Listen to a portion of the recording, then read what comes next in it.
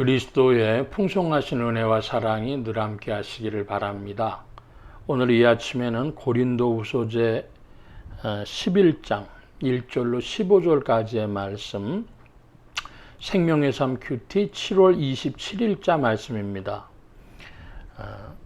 고린도후서 11장 1절은 이렇게 시작을 합니다. 원컨대 너희는 나의 좀 어리석은 것을 용납하라. 청컨대 나를 용납하라. 내가 하나님의 열심으로 너희를 위하여 열심을 내노니 내가 너희를 정결한 처녀로 한 남편인 그리스도께 드리려고 중매함이로다. 그랬습니다. 사도 바울은 자기의 어리석은 것을 조금 용납해달라 말합니다. 사도 바울이 이렇게 말하는 이유는 안전하게 하기 위해서 하는 겁니다. 여러 절차를 거치면 수고스럽죠. 그런데 그 여러 절차를 거치면 안전하지 않습니까? 그것처럼 사도 바울이 자기의 어리석은 걸 용납해 달라고 하는 것은 무엇을 좀 확인해 보고 절차를 거치려고 하기 때문이죠. 2절의 말씀에 보면 사도 바울은 자기 자신을 중매함이로다. 한국말로는 중매쟁이라 그럽니다. 요즘에는 결혼정보회사라 그러지만 전에는 중매쟁이라고 그랬죠. 가운데서 누구와 누구를 중매하는가? 남편 될 그리스도와 또 신부가 될, 정결한 처녀로 신부가 될 성도들, 그들을 중매하려고 한다는 겁니다. 이 비유를 남편과 아내 혹은 신랑과 신부의 비유는 성경에서 매우 중요한 비유로 작용하고 있습니다. 그러므로 기억할 필요가 있겠죠. 성경에서 신랑, 신부, 남편, 아내, 그러면 이것은 그리스도와 교회 혹은 그리스도와 성도들의 관계를 말하는 것은 아닌가. 이렇게 조금 이런 부분들이 나올 때마다 한번 짚어보고 생각해 보시기를 바랍니다.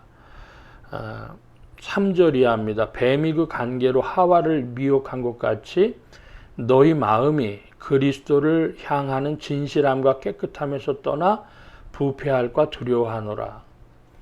그리스도를 향해서 진실하고 깨끗하다. 그 반대는 뭐죠? 진실하지 않고 깨끗하지 않다. 더럽다 이것입니다. 자, 이건 쉽게 말하면 무엇이냐 그러면 남편과 아내가 부부로서의 그 예를 갖춰야 되는데, 그런데 그렇지 않고 한국말로 표현하자면은 바람이 난다 이것이죠. 한 남편에게, 한 아내에게 순종하지 않고 충성스럽지 않고 바람이 난 상태, 그걸 보고 진실하지 않다, 깨끗하지 않다, 더럽다, 그렇게 말하는 것입니다. 4절 이하의 말씀 봅니다. 만일 누가 가서 우리가 전파하지 아니한 다른 예수를 전하거나 혹 너희가 받지 아니한 다른 영을 받게 하거나 혹 너희가 받지 아니한 다른 복음을 받게 할 때에는 너희가 잘 용납하는구나. 자, 여기서는 다른 예수 혹은 다른 영, 다른 복음을 말합니다. 그러면 사도 바울이 전한 복음은 무엇이고, 사도 바울이 전한 예수는 무엇이고, 사도 바울이 전한 영은 무엇일까?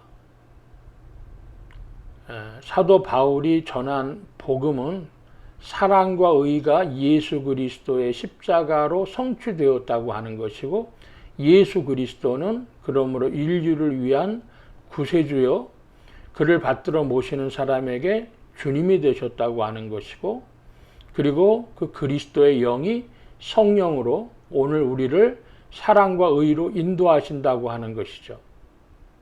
그것에서 벗어난 다른 예수, 그것에서 벗어난 다른 복음, 다른 영, 무엇이 있을까요? 자, 오늘날로 좀 좁혀서 말하면 크게 두 가지 흐름이 있습니다. 하나는 뭐냐 하면 사랑과 의를 이루는 일에 초점 맞춰지 않는 영적 체험입니다. 방언, 또 무슨 예언, 신유, 뭐 그런 것들은 다른 종교에서도 나타나요. 그 방언이나 신유나 예언이 사랑과 의로 우리를 이끈다고 하는 보장이 그렇게 없습니다. 다른 예수는 무엇입니까? 자, 종말론을 하시는 분들이 많아요. 주님 오실 때가 다 됐다. 그런데 과연 그 일로 우리를 사랑과 의로 인도하느냐 이것입니다. 성령도 마찬가지죠. 계속해서 좀 말씀을 봅니다. 5절 이하입니다. 나는 지극히 크다는 사도들보다 부족한 것이 조금도 없는 줄 생각하노라. 내가 비록 말에는 부족하나 지식에는 그렇지 아니하니 이것을 우리가 모든 사람 가운데 모든 일로 너희에게 나타내었노라. 내가 너희를 높이려고 나를 낮추어 하나님의 복음을 값없이 전함으로 죄를 지었느냐. 예. 사도 바울은 아주 겸손한 자리에서 복음을 전하고 있는데 왜 하나님의 복음을 값없이 전함으로 죄를 지었느냐 그럽니다. 성도들이 사도 바울을 무시했었기 때문이죠. 별로 뭐 그렇게 달콤한 복음도 아니고 맛으로 치면 뭐 특별한 맛도 아니고 그런 겁니다. 그러니까 별로 관심 갖지 아니하고 무시하는 이것을 사도 바울이 지금 짚어서 이야기하는 겁니다. 내가 너희를 섬기기 위하여 다른 여러 교회에서 비용을 받는 것은 탈취한 것이라. 또 내가 너희와 함께 있을 때 비용이 부족하였으되 아무에게 누를 끼치지 아니하였음은 마게도냐에서 온 형제들이 나의 부족한 것을 보충하였음이라. 내가 모든 일에 너희에게 폐를 끼치지 않기 위하여 스스로 조심하였고 또 조심하리라. 자, 이건 무슨 말씀이냐 하면 사도 바울이 복음을 전할 때에 성도들이 후원을 해서 그 선교 비용으로 후원한 것이 12년 사역 중에 대다수입니다. 그 선교학자들은 12년 3차 선교여행 중에서 한 8, 9년 가까이는 그렇게 복음 전했을 거라고 합니다. 그러나 전부 그렇지 못하고 자비량 선교를 했어요. 자비로 선교를 했는데 그러면 돈이 어디서 났느냐? 사도 바울이 텐트 메이킹, 천막 깁는 업을 해가지고 복음 전했다고 하는 것이죠. 21세기에도 이제 그런 시대가 올 텐데 교회에서 목회자들의 그 생활비를 감당 못하는 그런 때가 오리라는 겁니다. 그래서 이제 미국 교회들은 그런 걸 한국보다 조금 더 앞서서 준비하고 있고요. 벌써 미국에서는 한 3, 40년 전부터도 목회자들이 그 목회를 하면서 아르바이트들을 많이 했죠. 제일 대표적인 것이 주유소에서 주유원 노릇하는 거.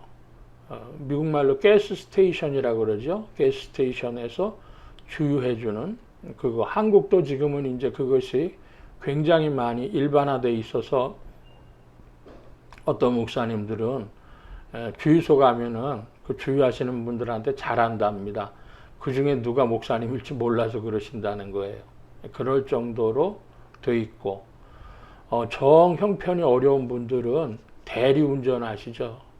밤에 그 대리기사 하려면 힘도 들지만 주로 술 먹은 그 손님들 이제 데려다주고 해서 어떤 목사님이 참 비애를 느낀다 그러는 거예요. 내가 목회를 왜 이렇게 해야 되냐 하면서 그 괴롭다 그러시더라고요. 그랬더니 옆에 있는 목사님들이 그건 시대를 따라 하는 거니까 힘을 내시라 그러면서 우리가 밥을 살 테니까 나오시오. 그래서 식사 대접한 일도 있고 그럽니다.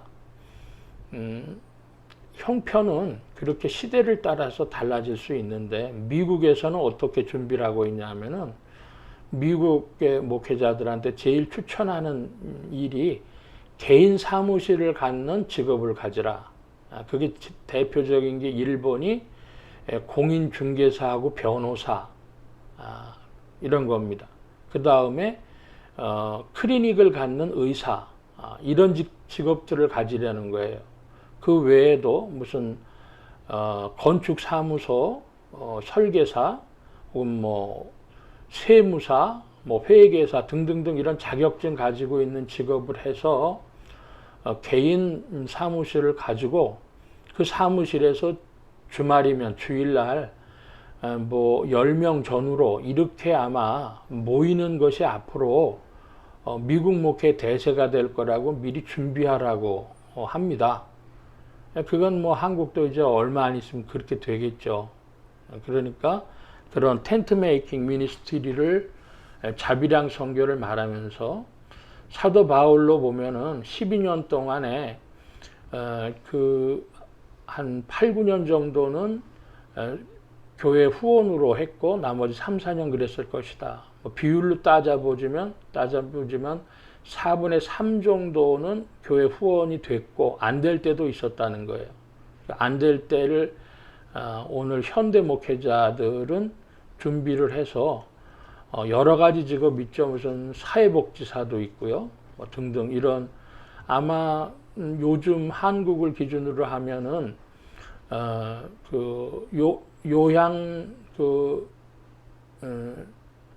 요양사 파견하는 그런 무슨 사무실들이 있죠. 아마 그런 거라든지 아마 등등 되지 않을까 이렇게 생각을 합니다. 성도님들도 이 목회 현장을 한번 좀 잘 생각해 봐 주시면서 그런 분들을 위해서 기도하시고 또 후원하실 수 있으면 후원하시고 목회자 이중직이라 그래가지고 전에는 그거를 못하게 했습니다. 목회자들. 그러니까 생활이 어려운 목회자들은 목회를 포기하든지 몰래 그것을 하든지 그럴 수밖에 없었는데 하도 그런 일이 많아지니까 지금 합동 측에서 목회자 이중직 연구위원회를 해서 총회에서 그것을 허용하는 법안을 준비한다 그래요. 조금 전진한 것입니다. 그런데 현실은 성경적으로 볼 때는 4분의 3 정도의 기간은 가능했고 사도 바울이 못했던 걸 생각한다면 시대 따라 그걸 생각하고 성도들도 그런 목회자들을 보면은 어떤 분들은 정죄하는 분들도 있어요. 정죄할 부분이 아니라 기도해주고 격려해주고 후원해야 될 부분. 그분이 사명자라면 목회의 현장을 떠나지 않을 수 있도록 도와주는 그것이 맞습니다. 자, 계속해서 말씀 봅니다. 10절 이하입니다. 그리스도의 진리가 내 속에 있으니 아가야 지방에서 나의 이 자랑이 막히지 아니하리라. 어떠한 까닭이냐? 내가 너희를 사랑하지 아니함이냐? 하나님이 아시느니라. 나는 내가 해온 그대로 앞으로도 하리니 기회를 찾는 자들이 그 자랑하는 일로 우리와 같이 인정받으려는 그 기회를 끊으려 함이라. 나는 내가 해온 그대로 앞으로 하겠다. 사명의 현장에 변화가 없는 것입니다. 13절 이하입니다. 그런 사람들은 거짓 사도요 속이는 일꾼이니 자기를 그리스도의 사도로 가장하는 자들이니라. 이것은 이상한 일이 아니라 사단도 자기를 광명의 천사로 가장하나니 그러므로 사단의 일꾼들도 자기를 의의 일꾼으로 가장하는 것이 또한 대단한 일이 아니니라. 그들의 마지막은 그 행위대로 되리라. 자, 13절로 15절은 조금 중요한 말씀인데요. 한마디로 성도들이 다른 예수, 다른 영, 다른 복음을 분별하는 것처럼 목회자들을 분별하라는 것입니다. 거짓 사도가 있다. 한마디로 요즘으로 말하면 목사라고 자기가 이야기를 하는데 실은 목사가 아닌 사람들이 있을 수 있다. 좀 과하게 표현하자면 많이 있다. 더 과하게 표현하자면 절반이 아닐 수도 있다. 아론의 아들들 중에 넷이 있었는데요.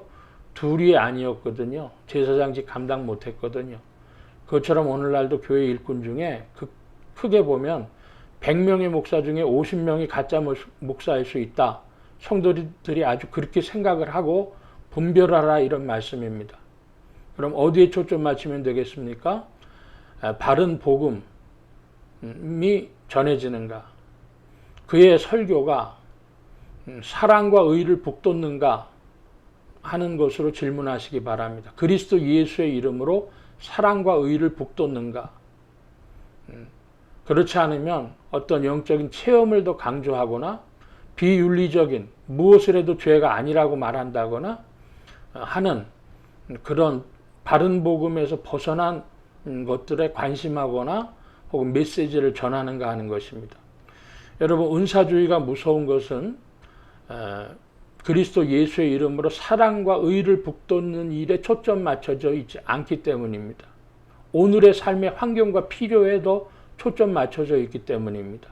그러므로 여러분, 이것들을 분별하는 일에 주의 은혜를 구하고, 여러분 이 시대에 깨어서 경성해서 말씀과 기도의 줄을 붙잡고 전진하는, 성령 안에서 전진하는 성도님들이 되시기를 축원합니다. 오늘은 말씀이 길어졌습니다. 여기까지만 말씀 봅니다. 기도합니다. 만복의 근원 되신 주님 함께해 주셔서 21세기 2022년입니다. 이제 영분별이 특별히 필요한 시대가 되었사오니 주님, 구원론으로 끌려가는 자들, 혹은 성령론 가운데 은사주의로 끌려가는 자들, 혹은 종말론으로 끌려가는 자들 없도록 예수 그리스도의 이름으로 사랑과 의에 초점 맞춰진 바른 복음을 북돋는 목회자들을 발견하고 또 그들을 후원할 수 있는 성도들이 되어지도록 인도하여 주시옵소서. 오늘도 주 성령께서 일하심을 믿사옵고 더욱 의지하올 때에 감사하며 예수 그리스도의 이름으로 기도하옵나이다. 아멘. 하늘에 계신 우리 아버지여, 이름이 거룩히 여김을 받으시오며 나라의 임하옵시며 뜻이 하늘에서 이루어진 것 같이 땅에서도 이루어지이다.